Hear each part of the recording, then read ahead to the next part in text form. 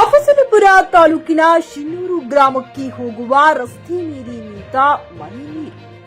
ಈ ಸಂದರ್ಭದಲ್ಲಿ ಮಾತನಾಡಿದ ಲತೀಫ್ ಪಟೇಲ್, ಗ್ರಾಮ ಪಂಚಾಯಿತಿ ಸದಸ್ಯರು ಹಾಗೂ ಕರ್ನಾಟಕ ರಕ್ಷಣಾ ವೇದಿಕೆ ಉಪಾಧ್ಯಕ್ಷರು ಶಿನ್ನೂರು ರಸ್ತೆ ದುರಸ್ತಿಗೆ ಆಕ್ರೋಶ ವ್ಯಕ್ತಪಡಿಸಿದರು.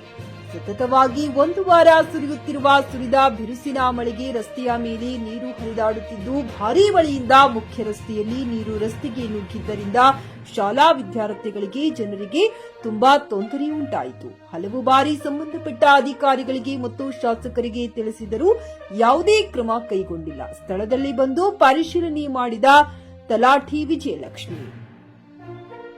Saifulla, GK news Kannada, Afzalpur. ನಮ್ದು ಏನು ಬೇಡಿಕೆ ಅದ ನಮ್ಮ ಗ್ರಾಮಸ್ಥರದು 30 ವರ್ಷ ಸತತ್ವ ಇದೇ ಪರಿಸ್ಥಿತಿ ನಡೆದ ನಮ್ಮ ಗ್ರಾಮಸ್ಥರದು. ನಾವು ಅಳುವ ಕಣ್ಣ ನೀರು ಹತ್ತಿ ಸಾಕಾಗ್ಯಾರ.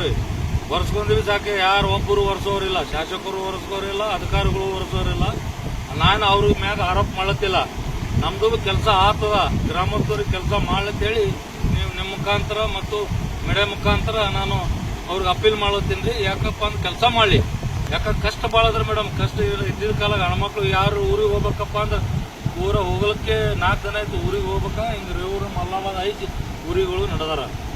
ಈ ಪರಿಸ್ಥಿತಿ ಬಂದ. ನೀವು ಬಂದಿರಿ. ಈಗ ನಿಮ್ಮ ನೀವು ಬಂದು ಶಾಲಿ ಹುಡುಗರೇ 4 ದಿನ ಆಯ್ತು ಶಾಲಿ ಹುಡುಗರು ಒಬ್ಬರಿಗೆ ಹೋಗಲಾಗಿರ. ಅಂಕಿಲಿಗೆ ಹೋಗ್ತಾರೆ ಶಾಲಿಗೆ. ನಿಮ್ಗರೆ ಮೆಚ್ಚಿ ಅದ, ಮೊದಲಿಗೆ ಮೆಚ್ಚಿ ಅಂಕಿಲಿಗೆ ಹೋಗ್ತಾರ, ಅಫ್ಜಲ್ಪುರ್ ಹೋಗ್ತಾರ. ಹೆಣ್ಮಕ್ಳು ಅವ, ಹುಡುಗರು ಸಣ್ಣ ಸಣ್ಣ ಹುಡುಗರು.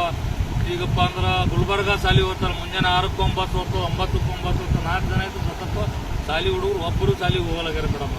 ಅದಕ್ಕೆ ಮಾನ್ಯ ಜಿಲ್ಲಾಧಿಕಾರಿಗಳು ನಿನ್ನೆ ನಾ ವಿಡಿಯೋ ಮಾಡಿ ಜಿಲ್ಲಾಧಿಕಾರಿಗಳಿಗೂ ಹಾಕಿನಿ, ವಿಡಿಯೋ ಹಾಕಿನ್ರಿ.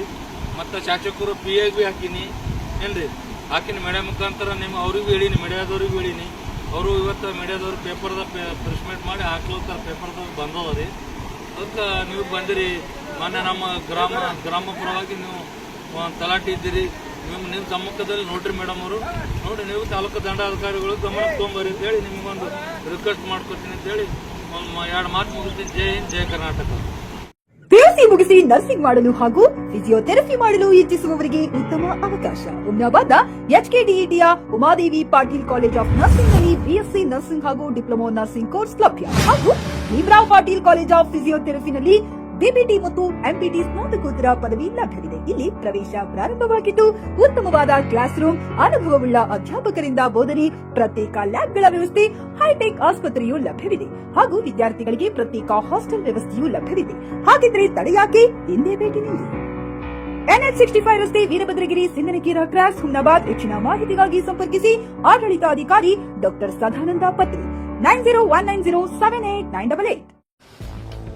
ಗ್ರಾಹಕರ ಸ್ಯಾಟಿಸ್ಫ್ಯಾಕ್ಷನ್ ನಲ್ಲಿ ನಂಬರ್ 1 ತೃಪ್ತಿಕರ ದೈಹಿಕವಾದ ಹುಮ್ನಾಬಾದ್ನ SV TVS ಶೋರೂಮ್ ನಿಮಗಾಗಿ ತರುತ್ತಿದೆ ಹೊಸ ಮಾಡೆಲ್ಗಳ ಹೊಸ ಬೈಕ್ಗಳು. ಇಲ್ಲಿ TVS ನ ಸ್ಪೇರ್ ಪಾರ್ಟ್ಸ್ ಹಾಗೂ ಸರ್ವಿಸ್ ಕೂಡ ಲಭ್ಯ. ಹಾಗಿದ್ರೆ ತಡೆಯಾಕೆ, ಹಿಂದೆ ಭೇಟಿ ನೀಡಿ. ನಾಗಲಕ್ಷ್ಮಿ ದಾಬಾ ಹತ್ತಿರ, ಗುಲ್ಬರ್ಗಾ ರೋಡ್, ಹುಮ್ನಾಬಾದ್. ಹೆಚ್ಚಿನ ಮಾಹಿತಿಗಾಗಿ ಸಂಪರ್ಕಿಸಿ 8494951009.